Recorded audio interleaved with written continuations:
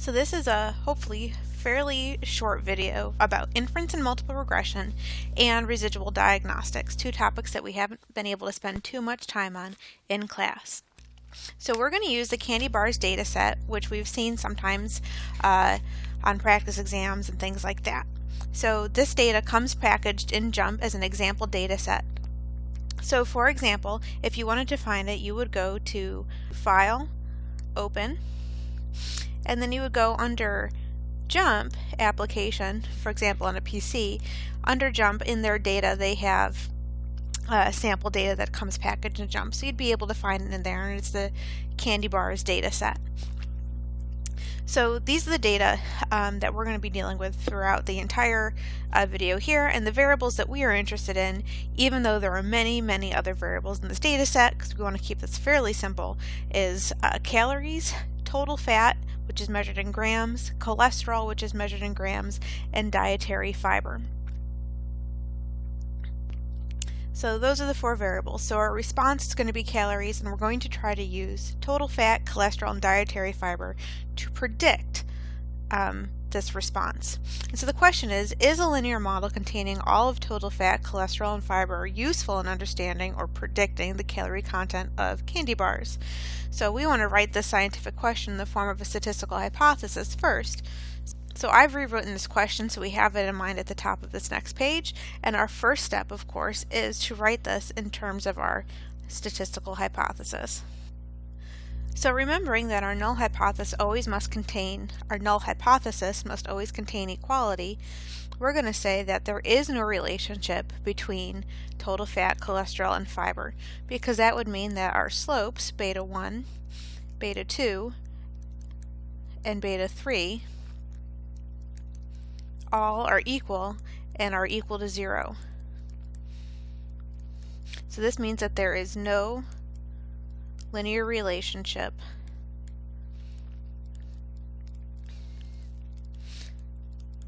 between calories and any of the predictors. So for this null hypothesis to be false, all we have to do then is to have at least one of those predictors be useful. So that means that at least one beta j is not equal to 0. And then, of course, I've already gone ahead and defined what beta j is. So beta j is the true expected or average change in the calorie content associated with a 1 unit increase in xj. So beta j is the slope on each of the xj's. So beta j is the true expected change in calorie content for a 1 unit increase in fat when j is 1, in cholesterol when j is 2, and in dietary fiber when j is 3, but specifically when all other predictors are held fixed or held constant. So we have to remember that in multiple regression we cannot interpret each of our predictors alone. We have to hold all other predictors fixed. So the test to do this, to test whether all of these slopes are equal to 0 simultaneously, this is going to be an ANOVA for linear regression. And to remind ourselves, this is an F test. Now the assumptions for testing this, we have to have a quantitative response and quantitative predictor variables, and we've satisfied this. Calories is quantitative, cholesterol, fat, and dietary fiber, they're all quantitative as well. We have to have a random sample, and here we have a random sample of 75 candies. We have to have a linear model appropriate, and we check that by looking at a scatter plot of the response versus each predictor. And I have gone ahead and already provided those here. So this is a scatter plot of the response versus each predictor. So our response, remember, is calories, and so here we have calories versus fat, calories versus cholesterol, and calories versus dietary fiber. And what we're looking for in this plot, or in each of these plots, is whether we have a linear model is appropriate, or really whether we have the absence of curvature. And so in calories versus total fat, I would see, yeah, this looks roughly linear. And calories versus cholesterol, again, yeah, perhaps something roughly linear, certainly no curvature. And again, still eyeballing in calories versus dietary fiber. I'm not seeing any curvature. I see, again, perhaps something roughly linear there. So I would say the linear model is appropriate. So no curvature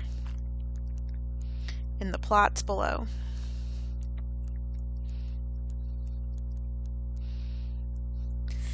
The last three assumptions that we have independent observations, the equal standard deviation of the response at all values of each predictor, and the normal distribution of the response at all values of each predictor, we check these later. This is our residual diagnostics, so that comes at the end. So now, in order to test, remember our null hypothesis is that beta 1 equals beta 2 equals beta 3 equals 0, that there is no relationship between the response and any of the predictors. So, keeping that in mind, we come down to our mechanics, and the first two steps in mechanics are always the same. So that first step is that alpha equals 0.05 unless specified. So here I didn't specify it, we're just looking is there an association, so we'll just use our default value. And then we reject that null hypothesis, the one that we have of all three slopes equaling 0 in this case, if we get a p-value that's sufficiently small. So small here has to be a p-value that is less than our significance level. So these two, always the same. So now we need our test statistic and our p-value. But because we're doing an ANOVA, we do this in our ANOVA table. And I'm going to get that ANOVA table in JUMP.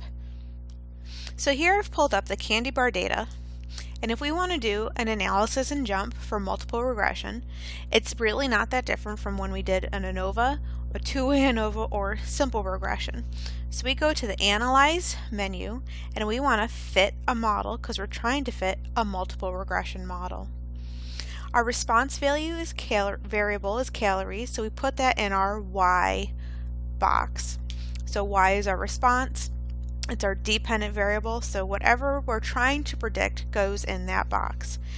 All of our predictors always go into the model effects box. So we had three predictors. We had fat, we had cholesterol, and we had dietary fiber. So three predictors, three X terms, so those go in our model effects box. And that's it. So now we get to run our model. And JUMP gives us a lot of information that we're just not interested in. So I'm going to collapse a lot of stuff here.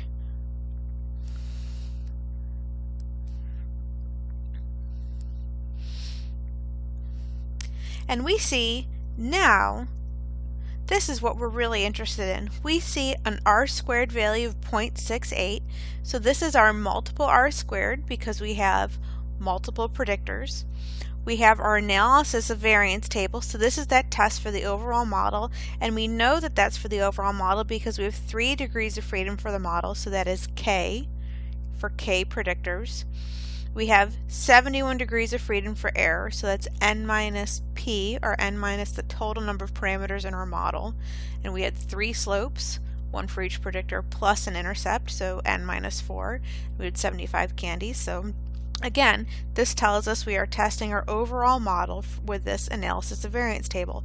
So this is the table that we want for our test. So I'm going to bring this over and put it in our workbook. So now we have our JUMP output included in our workbook, and we can see that for the overall test we have an F statistic of 50.8891. So this here is our F obs, and our p-value for the overall test is less than 0.0001. So based on this, we can draw our conclusion. So because our p-value is less than 0.0001, which is well under our significance level of 0.05, we reject the null hypothesis.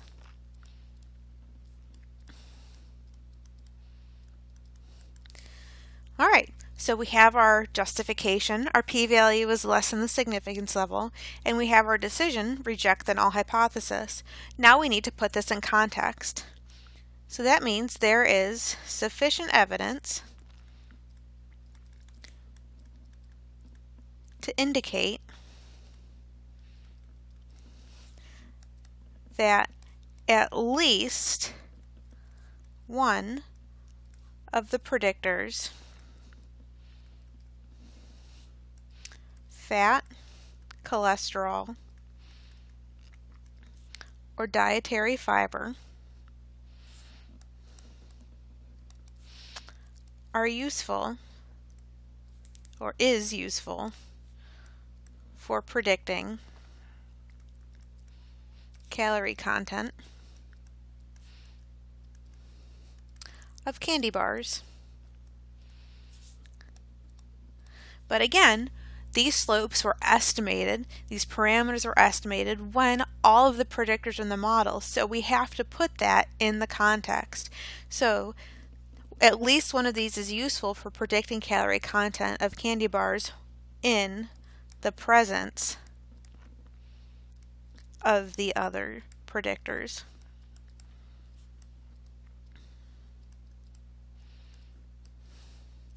So it doesn't mean that necessarily, for example, total fat is a useful predictor on its own. It means that total fat is a useful predictor, for example, when cholesterol and dietary fiber are present, if in fact total fat is useful. So all we've done is identified that at least one of these predictors is useful when all of the other predictors are also present. We have to always interpret in the multiple regression context.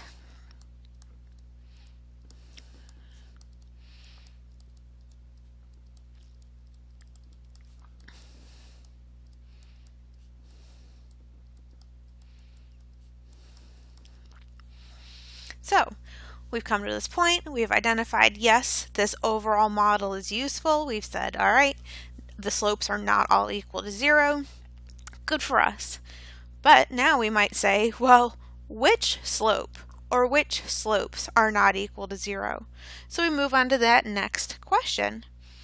The overall model is useful. So which predictors are useful is probably the more satisfying question to answer. So we need to conduct inference on each individual slope, beta j, and we do that in the usual method. So we do that with hypothesis tests and confidence intervals, and this is going to be the same as we did with SLR. So this is going to be t-tests and t-confidence intervals. The only thing is we're not refitting the model. We're going to use the same slope estimate that we got from MLR, and we want to know, is the slope estimate that we got in this case different enough from 0 in the MLR framework. So again, we're doing this in the context of the overall model. So when we fit the model using fat and cholesterol and dietary fiber, is fat a useful predictor when we also have cholesterol and fiber in the model? But the process is the same as with SLR. So the null hypothesis then is that beta j equals 0. There's no linear association between the response and predictor xj, so x1, x2, x3, whichever one you're interested in, but again, when all other predictors are in the model. The alternative then is that, well, there is a relationship, that beta j is not equal to 0. But again, that is when all other predictors are in the model. So we're not refitting. This is testing for whether that multiple regression slope between the response and that predictor is not 0. So again, we define where beta j is the true expected change in the response for a 1 unit increase in xj, and all other predictors are held constant. So we're not refitting the model. This is still a multiple regression framework, and now we're going to test each estimate that we got one by one. And we do that using a t-test. So this is a t-test for slope. So this is the same as for simple regression. And then the assumptions, well, these are the same assumptions as we had for multiple regression because we fit a multiple regression model, so we don't have to recheck them. They were already checked in order to get to this far in the first place, so we're good to go. And then once we get to the mechanics, these are the same mechanics that we saw when we did simple regression before. So we're going to use the same alpha that we used as for the multiple regression model. So always use the same significance level that you use when you tested the MLR model. You shouldn't change significance levels for a given model from test to test. So the first two steps are the same. State your significance level, state your rejection region, and then you find your test statistic, but this test statistic for a slope is the exact same test statistic as we had for slope from SLR. So our t-test statistic is going to be bj minus the standard error of b sub j. And these are both going to be provided in the output. We do not find these the way we did with simple regression.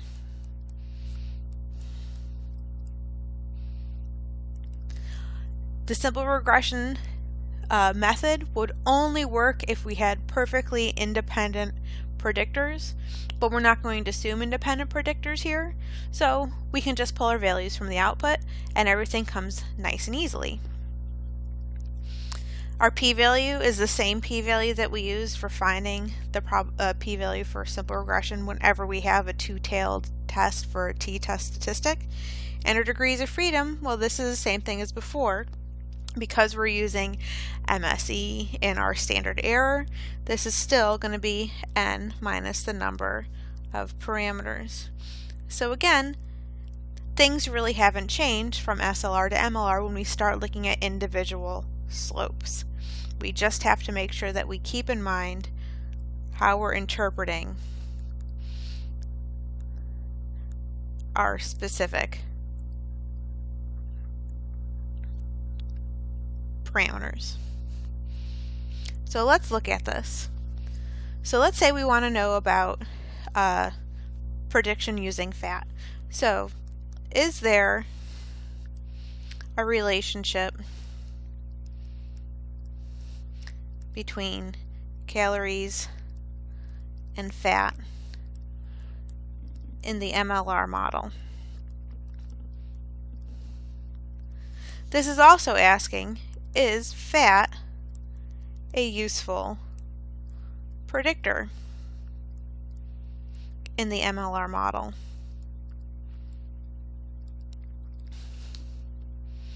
And so we would go and look and see, well, if fat is a useful predictor, then its slope won't be 0. So we set up our null hypothesis, beta 1, because fat was x1, our first predictor. So we look for beta 1 equals 0 versus beta 1 is not equal 0. Remembering that because we're talking about the MLR model, we're holding all other predictors in the model. All other predictors are held constant.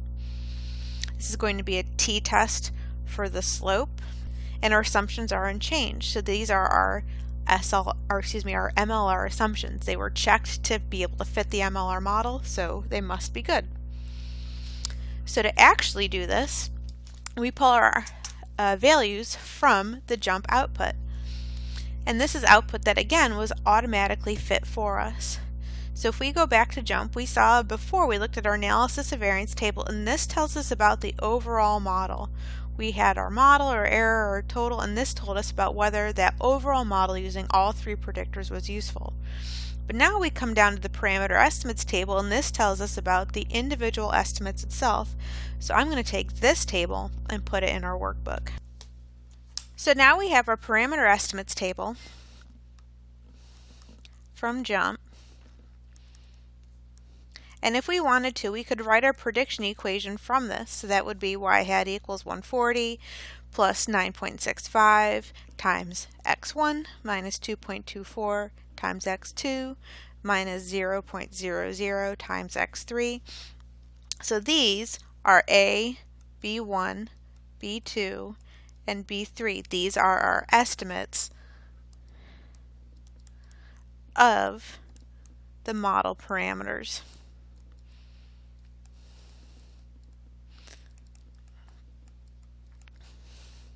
Right? And then we can see that associated with them are the standard errors. So these are the standard errors of each of the specific estimates. So we need a test statistic for total fat. So we're testing, remember, is beta 1 equals 0 versus beta 1 not equal 0. So we're interested in fat.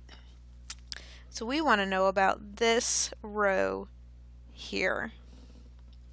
So our test statistic is a t-obs, and we know that this is going to be B1 over the standard error of B1. Well, the estimate is 9.65, and the standard error is 1.007. And that should give us 9.58 because this right here, this t-ratio, that t-ratio, this is t-obs. So this t-ratio is a list of t-obs for each specific parameter estimate. So t-ratio equals t-obs. And so that means that we can also go over to this very last row, and our p-value, if we want the exact p-value without having to look it up in the table, this is going to be less than 0.0001. So this p-value right here is the one that comes from the table, or from the parameter estimates table. And you can verify that using the probability tables with n minus p equals 75 minus 4. Because here we have 4 parameters that were estimated, so we have 75 observations minus 4 parameters, so that should be 71 degrees of freedom. So you should end up with a very small p-value. So then that leaves our conclusion. Because our p-value is less than 0.0001, which is much less than our significance level of alpha of 0.05, we reject the null hypothesis. But remember, in this case, we're not talking about the overall model. We were testing specifically whether fat was a useful predictor in that overall model. So that means in the context here, there is sufficient evidence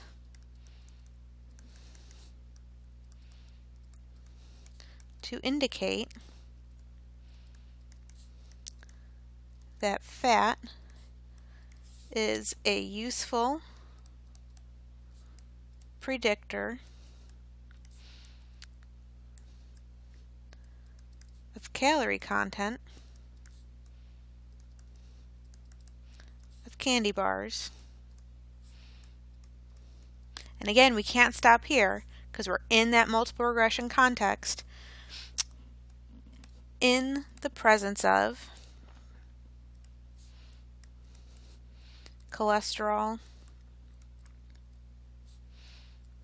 and dietary fiber.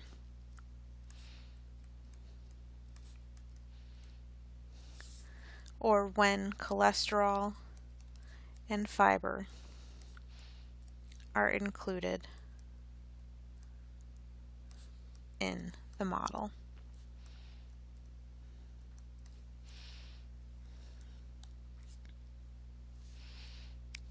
And so that would be our multiple regression framework. So we've looked at the overall model, and that would be the ANOVA, and that just says, is this overall model useful? But because it's an ANOVA, it's kind of unsatisfying. It doesn't tell us which predictor or predictors are actually useful. If we want to know about individual predictors, we have to come down and look at individual t-tests or individual confidence intervals.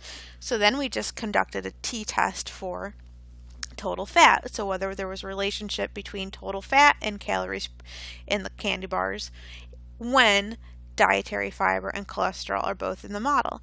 And because total fat has a p-value, or the slope for total fat has a p-value of less than 0.0001, there's sufficient evidence to indicate that, yeah, this sample slope that we got, this 9.65, that's different enough from 0. There is a relationship. Now look at this dietary fiber one. So as an aside,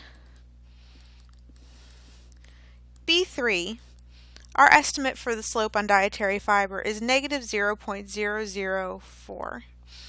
So we would interpret that as saying that as dietary fiber increases by 1 gram, and when total fat and cholesterol are held constant, we would say that calories content is predicted to decrease by 0.004 calories.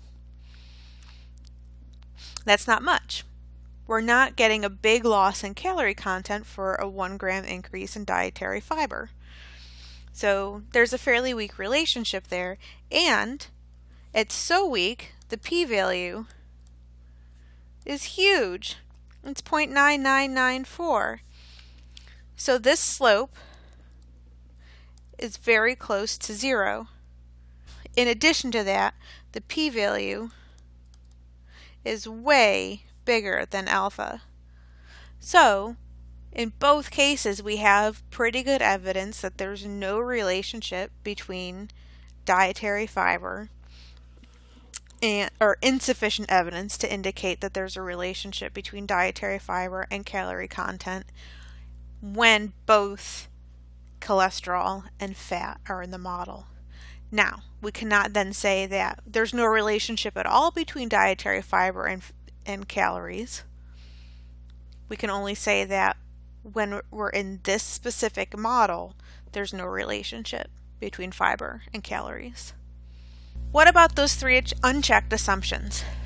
So we never checked the assumption of normality, we never checked the assumption of independence, and we haven't yet checked the assumption of the equal standard deviations.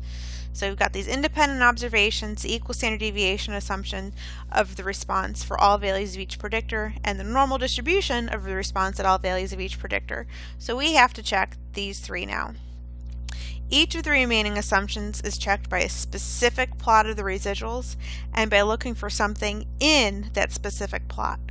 But if you know the assumption, you know the plot to look at, and if you're given a plot, you know which assumption you're checking. So it goes both ways. The plot tells you which assumption, the assumption tells you which plot to look at. So if you're checking independence, you need to look at residuals versus fitted values.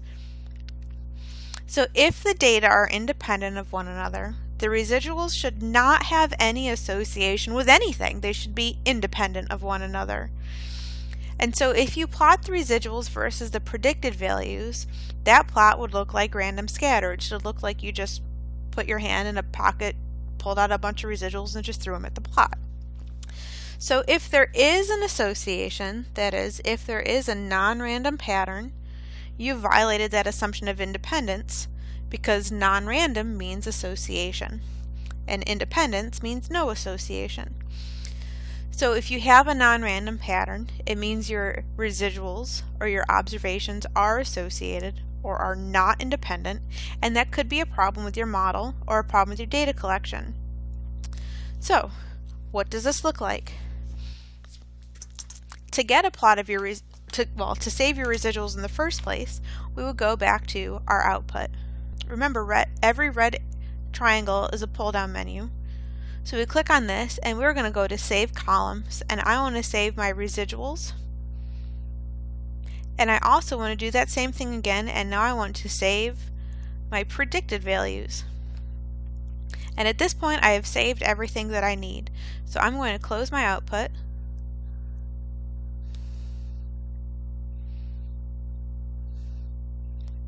And I'm going to go to my data.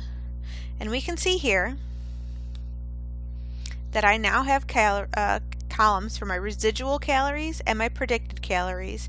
So this column of my residuals, these are my EIs, and my predicted calories are my Y hats, which come from my line. So I want to go to Analyze, Fit Y by X, and that's an easy way to get a plot. So for checking independence, I want my residuals versus my fitted values. So residuals go on my y-axis and my fitted or my predicted values go on my x-axis. And we can see here that I now have a plot of my residuals versus my fitted values. So this is residuals versus fits or predicted values, my EIs versus my Y hats. And if I wanted to, I could even say, hey, give me my mean, and that should be right at 0 because by definition the mean residual should be 0. And what I want to look for in this plot is, do I have any non-random patterns?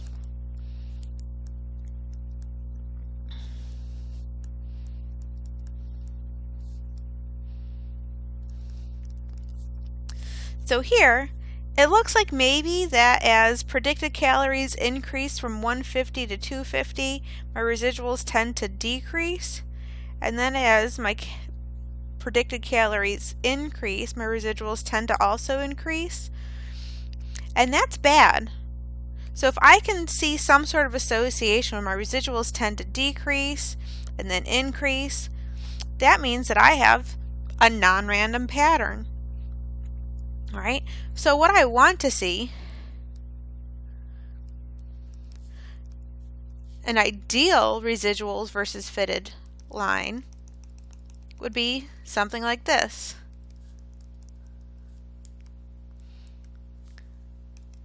Just a whole bunch of residuals all over the place. So this would be random scatter.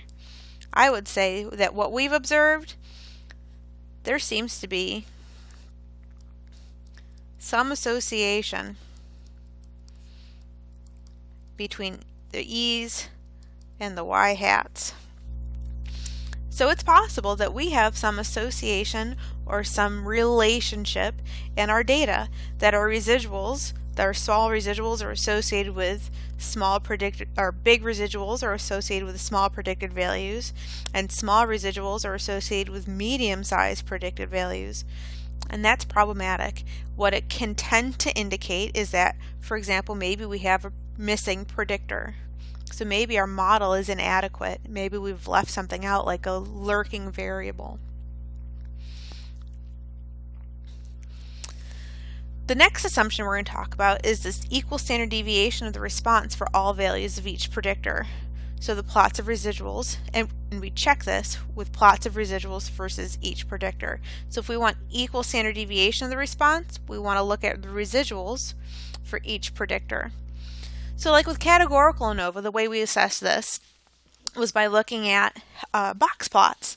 And if the box plots all seem to be roughly the same width, then we said, okay, yeah, that's a real quick graphical way of saying, all right, we have equal standard deviations for each category. And remember, each category was a different level of our predictor.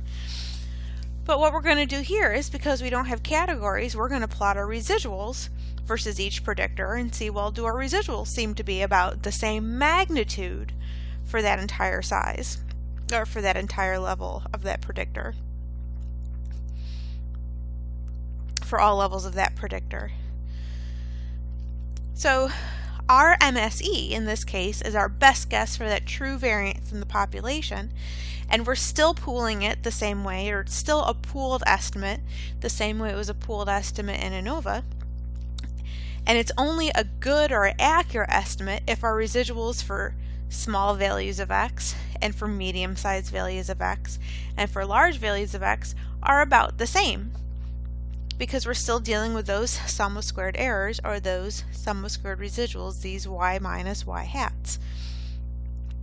So if our residuals tend to increase or tend to decrease as our predictor increases, or again, if the boxes in ANOVA are unequal sizes, then we're pooling unequal errors. We're squaring very different things and we're pulling them into this one estimate when really perhaps we shouldn't. So again, let's go back to our candy bars data and see how we would get this. So I would go to Analyze, Fit Y by X, and I want to plot my residuals again. Only this time I want to do that versus each predictor. So my predictors were fat, cholesterol, and dietary fiber. So this is going to give me 3 different plots. So I'm going to have residuals versus fat, residuals versus cholesterol, and residuals versus dietary fiber, because I need equal variance for each level, for all levels of each predictor. So even if I have equal variance for fat, for example, and equal variance for cholesterol, if I've got an increase or wildly different values for fiber, then I'm still violating the equal standard deviations assumption. All right. So I've got to check all levels of each predictor. So here we are back in the workbook. And we see that we've got residuals versus fat, and then another plot of residuals versus cholesterol, and then a third plot of residuals versus fiber. And what we want to do is look around this point of residuals, our average residuals. Do residuals tend to get bigger? Do residuals tend to get smaller? Or do residuals roughly stay the same? And this is not looking for a pattern, so we don't care about stuff like this or stuff like this or anything like that, or even residuals like that. We're interested in the magnitude. So does the absolute value of residuals around E equals 0 tend to change as x increases? So that's the question here. So here in this first plot we've got big residuals, pretty big residuals, all right? And even at the large values of x, we still have pretty big residuals. It looks like they might, shrink down here in the middle. So we have big residuals. So I would draw maybe the cone for the outside of the residuals. It gets, we've got residuals. They seem to be about maybe the same size. The magnitude seems to be about the same size, but maybe it dips in the middle there. So let's look at cholesterol. Maybe we have a clearer picture here. If I were to draw the general trend for the the largest part of these residuals here, I see it maybe getting a little smaller. I see it maybe getting smaller.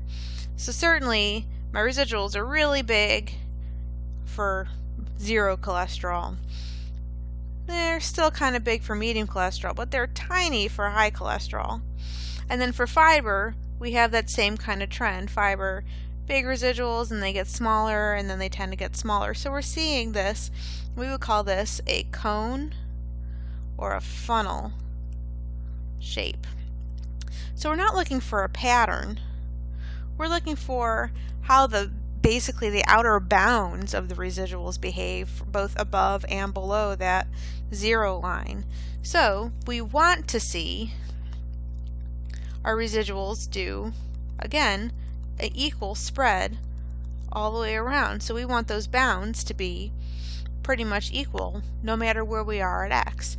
So here, I would say this is bad. So coning is bad, funneling is bad. We've got this cone for both cholesterol and for dietary fiber. Here, With total fat, I'd say maybe we're okay. This is that kind of scoop here.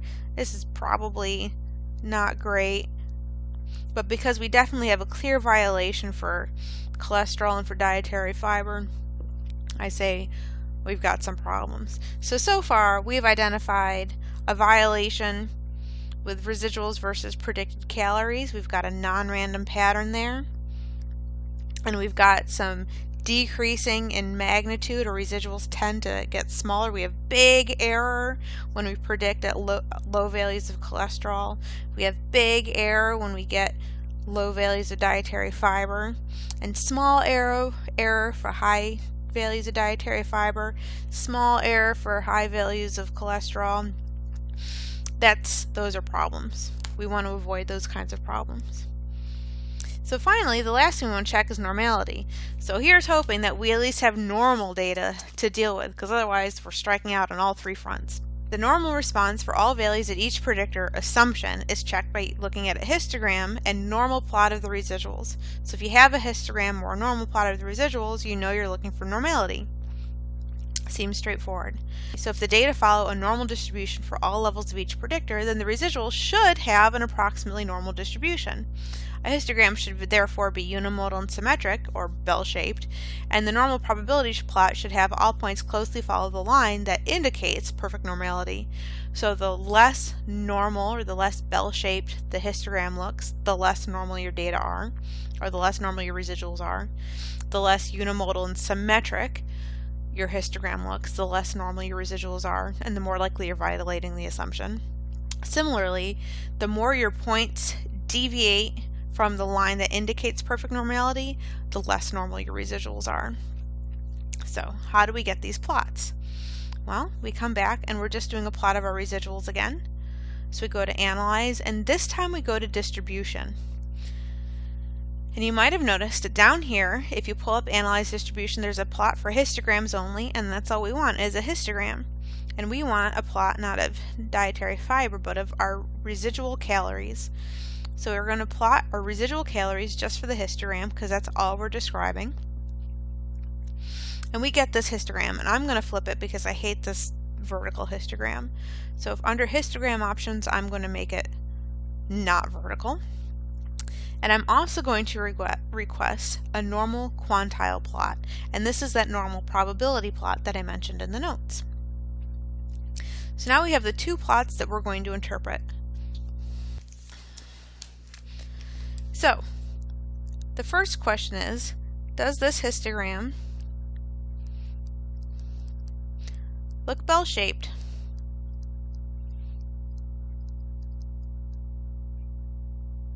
I'm going to say no. It's certainly unimodal, but it is asymmetric.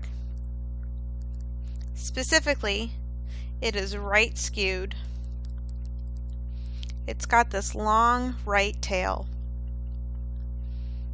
So, based on just looking at this histogram, we have a violation of that normality assumption. Let's look at this normal probability plot, or this normal quantile plot, and because it's based on the same data, we should get the same conclusion, right? So this line right here, this red solid line, which you may or may not be able to see, that I've just circled, that red solid line is the line of perfect normality.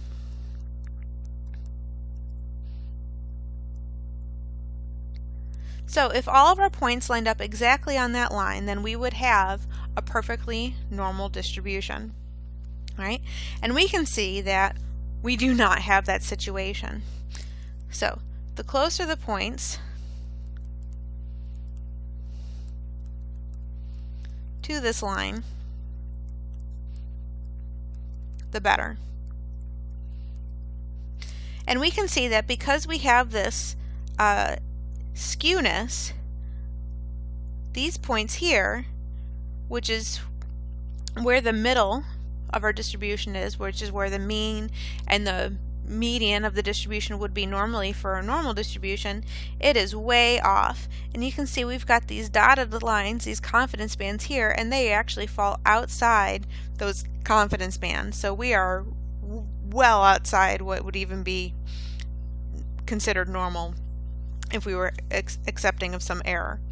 So this is definitely non-normal data, even just looking at what's going on in the middle. But then we consider and look at the tails, right? So tail behavior is interesting to look at too. Now the normal distribution has symmetric tails, and we can see here we have a much fatter left tail than is expected and a much longer, skinnier right tail than is what is expected. And that comes out here as well. So this fat left tail means that we have these points coming below what is expected under that predicted line. So our points are not lining up along what this line would be. And then we come up here, we have this long, thin right tail, and that corresponds with these points up here. And so these points, again, are not corresponding even closely to what we would expect. So we are not even close to normal. The center of our distribution is way off. The tails are way off, and we can see that in the histogram as well. So the tails are not lining up, the center is not lining off. This is not a normal distribution by either the normal quantile plot nor by the histogram. What we would like to see for that normal quantile plot is something like this. Our points would be fairly close. Or if we were looking at the histogram, we'd want to see something sort of like this. So this would be good. And that's how we would do our residual diagnostics. So again, if we're looking for the normal response, we were looking at the normal quantile plot and the residuals and the histogram. If we're checking for the equal standard deviation of the response, we're looking at the outer bounds and the magnitude or the absolute value of our residuals for each level of each predictor. So if we're doing simple regression, there's only one predictor, so there'd be only one plot. In multiple regression, we have multiple predictors, so we have to look at the residuals versus each of them. So there's going to be multiple plots. And finally, if we have independence, we're looking at the residuals versus the predicted values. And we're looking for a non-random pattern. So we're looking to see, well, would we be able to fit some curve or a line or something like that? So if there's some sort of association between the residuals and the predicted values, then that's a problem. It means that there's something wrong with our model, that their residuals are not independent of one another. So that is residual diagnostics, that's inference with multiple regression, both for the overall model and the individual predictors. And that's pretty much it. Good luck.